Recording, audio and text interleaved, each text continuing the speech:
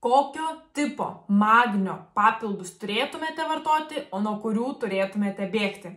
Sveiki, čia Gintarė iš Tavo sveikata LT ir čia mano tikslas yra praktiškai, paprastai, gyvenimiškai padėti jums pagerinti sveikatą, jeigu reikia numesti svorio ir be vaistų pagalbos išsigydyti netgi įvairias sveikatos kondicijas. Ir šiandien aš kalbu apie magnį, nes yra žmonių, kurio jiems trūksta, kur daktarai liepia pagerti, patys sugalvoja, kad reikia pagerti, pasidaro tyrimus, žiūri, kad trūksta. Na ir žinau, kad dauguma yra truputėlį tinginiukai ir nenori maisto pagalba vartoti daugiau magnio turinčių maisto produktų, nors tai yra labiausiai rekomenduotina. Na ir tokie žmonės, kur mūsų yra dauguma, pripažinkim, nori greito būdo, greito sprendimo, pradedam ieškoti, eiti į vaistinę ar iš kažkur kitur, nusipirkti magnio papildų. Bet nežinau, ar jums naujiena ar ne, bet magnio papildas nelygu magnio papildui. Ir iš tiesų yra 10 magnio formų, kurios yra žinoma, kurias aptarsiu ir į kurias turėtumėte atkreipti dėmesį, į etiketę, pasižiūrėti prieš perkant magnio papildą ir pasižiūrėti, kokiosgi formos yra tas magnis tame papilde.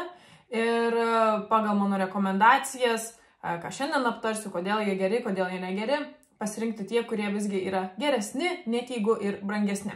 Tai dabar apie magnio tipus, magnio papildų tipus. Tai pirmasis magnio tipas yra magnio oksidas. Tai šitą dalyką reiktų mesti į tualetą, nuo jo bėgti kuo toliau ir jo niekada nesirinkti.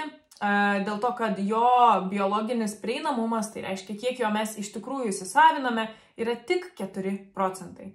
Ir magnio oksidas yra vienas populiariausių formų, iš tikrųjų dauguma gamintojų jį deda, nes jis yra pigiausias. Nu, mes ką žiūrime, mes pasiemam etiketę, žiūrim, aha, magnio, tai yra, ten nežinau, 400 mg vienoje ten tabletėje ar mėnesiui, ar nesvarbu, ir pasiimame. Bet jeigu tai yra magnio oksido forma, žinokit, kad, pavyzdžiui, iš tų 400, tik 4 procentai jums įsisavins į organizmą, tai tiesiog jūs išmetat pinigus į balą ir nieko savo organizmui per daug naudingo neduoda. Tai magnio oksidas, bėkit kuo toliau.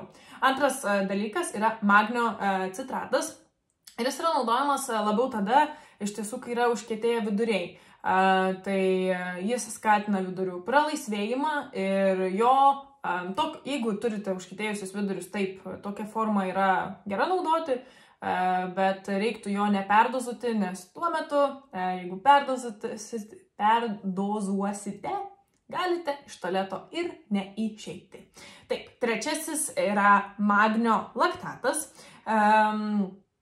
Taip, jis yra iš tiesų žymiai lengviau virškinamas ir jis yra nebloga forma ir ypač jeigu nebloga forma, jeigu reikia didesnio magnio kiekio jums įsisavinti, jis gerai yra, kai reikia kraujo kiekiui padidinti, nes kai naudojat didesnius magnio kiekius kitų formų, jūsų virškinimas gali labai apsisunkinti, na, būtent magnio laktatas, jisai neapsunkina to virškinimo, tai iš tiesų galit rinktis.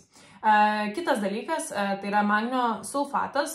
Jis yra labiau naudojamas kaip per odą pasisavinti magnį ir tai yra žinomos kaip Epsom vonios, Epsom druska.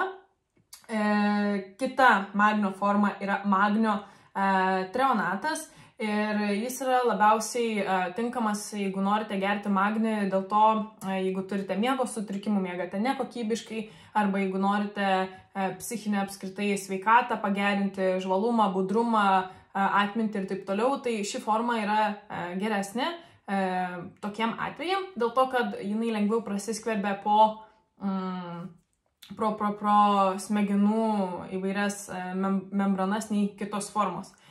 Beje, tuoj pat papasakosiu apie pačias geriausias magnio formas, bet prieš tai labai noriu jūs sutrukdyti ir pasakyti, kad jeigu jums patinka tai, ką kuriu, jeigu matote kokią nors naudą, jeigu sužinote kažką naujo, tai labai skatinu paspausti mygtuką prenumeruoti mano kanalą, tai reiškia man labai daug, o kitas būdas, kaip galite iš tiesų paskatinti mane džiaugsmingiau, geriau, kokybiškiau kurti tai, ką kuriu, tai yra užsukti į Tavo sveikata LT parduotuvę ir įsigyti maisto produktų, Jie yra tikrai kokybiški, parduodame juos pasididžiuodami, be jokios gėdos, patys juos naudojame, šeima naudoja, draugai naudoja. Ir čia esu pasidėjusi viršuje kelis variantus naujienų, kuriems yra šiuo metu 10% nuolaida. Tų naujienų yra ir daugiau. Na, o čia turiu pasidėjus morkų miltelius, imbiero miltelius, svogūnų miltelius, raudonųjų serbentų miltelius. Svogūnų miltelius labai naudoju, nes jie nesijaučia taip kaip paprastas svogūnas. Raudonuosius serbentus irgi naudoju kaip arbatą. Tai kviečiu užsukti pasižiūrėti. Ir turim kitas naujienas. Joms nėra nuolaidų, nes jos ir taip nėra brangios. Tai yra lietuviški žolelių be druskos prieskoniai įvairiems atvejams. Tai žuviai, tai mėsai, tai žvėrienai, tai sriuboms ir taip toliau. Tai labai užsukit, o dabar grįžtu prie magnio.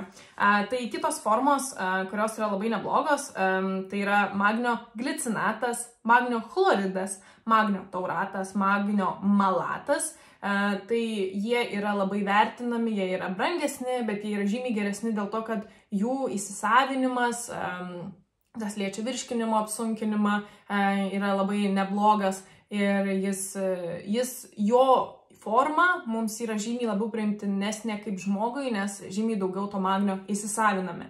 Na, o paskutinė forma yra iš tiesų neseniai atsiradusi, tai yra magnio naujiena ir jinai yra super duper ir pati geriausia iš visų.